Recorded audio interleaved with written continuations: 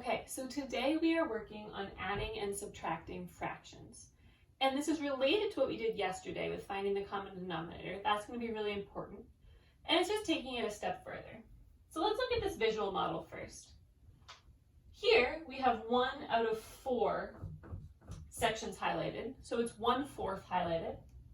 And here we have 2 out of 4 sections highlighted, so it's 2/4 highlighted. How do we add 1/4 plus 2/4?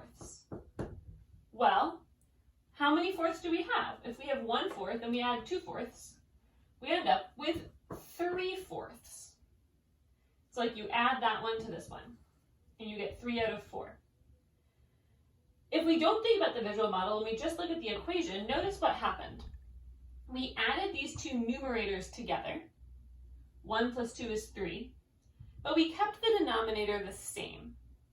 We're adding fourths together, so we're going to end up with fourths. A really common mistake that people make is they add both. They do 1 plus 2 is 3, 4 plus 4 is 8. But 3/8 is less than 2/4. So that cannot be the right answer. You want to make sure that you think about the fraction like a unit, and you keep the same unit in your answers you had in the problem. So this is very, very simple when you are given fractions with a common denominator. So like 3/8 minus 1/8. Easy, you have 3/8, you take away 1/8, you have 2/8 left. 3 minus 1 is 2, and the denominator stays the same. It's a little more difficult when you have different denominators, like 5/6 plus 1/3. So let's think about this for a second. When you do 5/6 plus 1/3, you have to change something first because your units are different. This one's a 6, this one's a 1/3. When I say units, think about like inches and feet.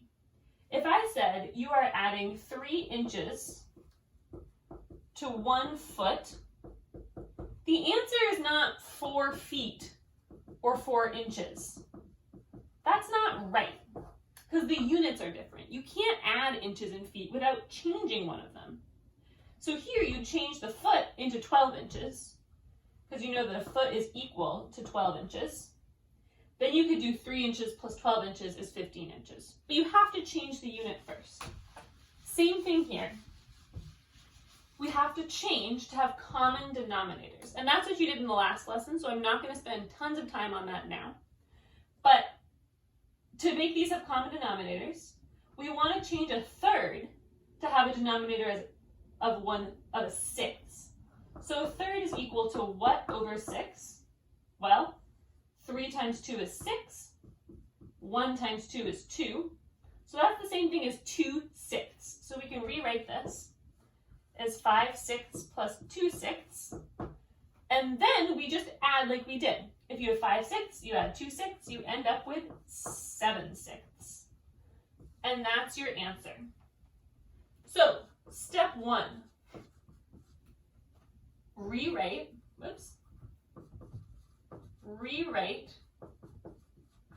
your fractions to have a common denominator.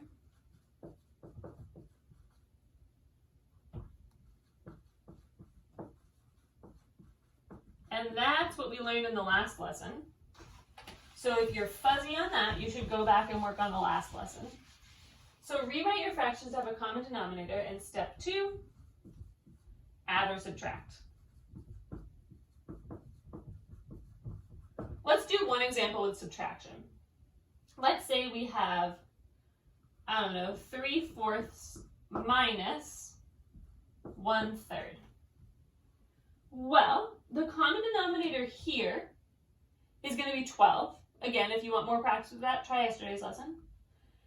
So if we rewrite 3/4 to be something over 12, 4 times 3 is 12, so 3 times 3 is 9.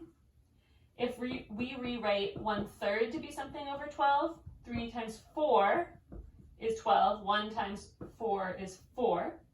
So this is the same thing as saying 9/12 minus 4/12. We did step 1. Now we just have to add or subtract. In this case, subtract. If you have 9/12, you take away 4/12. You're going to have 5/12 left because 9 minus 4 is 5, and you keep your unit, the denominator, the same. That's all. The hard part is still just finding that common denominator. If you want more examples, I'm going to do 2 more videos, one with examples of addition, one with examples of subtraction. If you're ready to move on, head to the practice section.